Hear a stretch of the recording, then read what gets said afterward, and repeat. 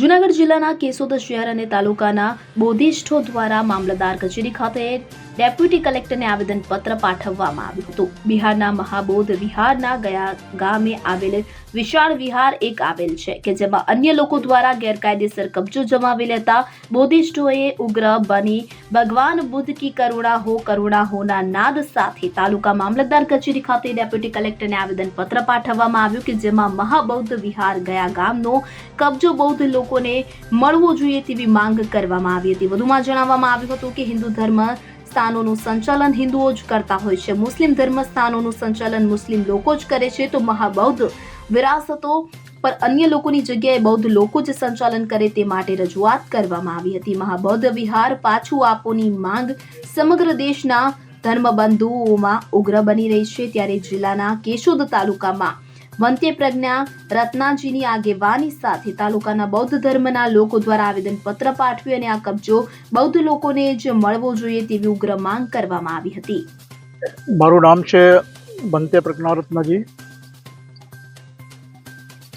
હું આજે મારા સમસ્ત ભારત બંધુને કહેવા માંગુ છું કે જેવી રીતે મુસ્લિમ ભાઈ હોય તો એની મસ્જિદ હોય કે દરગાહ હોય ત્યાં એનું સંચાલન એ લોકો જ કરતા હોય છે, ઠીક એવી રીતે હિન્દુ ભાઈના મંદિરોની અંદર પણ એ લોકો જ એનું સંચાલન કરતા હોય છે.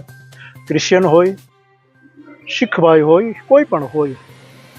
તો હું મારા સમસ્ત ભારત બંધુને એ કહેવા માંગુ છું કે બૌદ્ધોની વિરાસતની અંદર બ્રાહ્મણોનું શું કામ છે?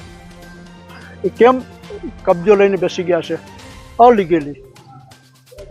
તો જ્યાં બોધિસત્વ રાજકુમાર સિદ્ધાર્થને જો બોધિ પ્રાપ્તિ થઈ અને એમાંથી બુદ્ધ બન્યા અને સમસ્ત દુનિયાને, પૂરી દુનિયાને એક જીવન જીવવાની કળા શીખડાવી, આજ અમારું દેશનું ગૌરવ છે.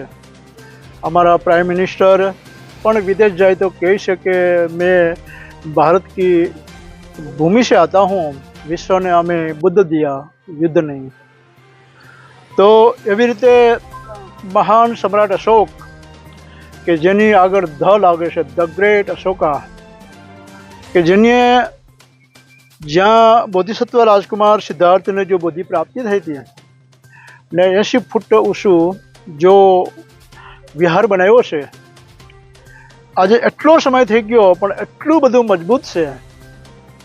તો આ લોકોએ જે ષડયંત્રથી જે આપણા પૂરા ભારતની વિરાસત કહી શકાય, તો એને ષડયંત્રથી એક જો મહાબોધિ મહાવિહાર છે એને એટલું ધર્મની વિરુદ્ધમાં કાર્ય કરે છે.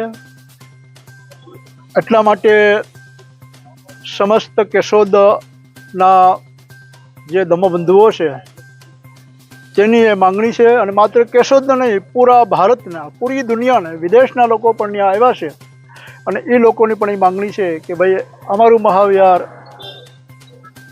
અમને પાછું આપી દો.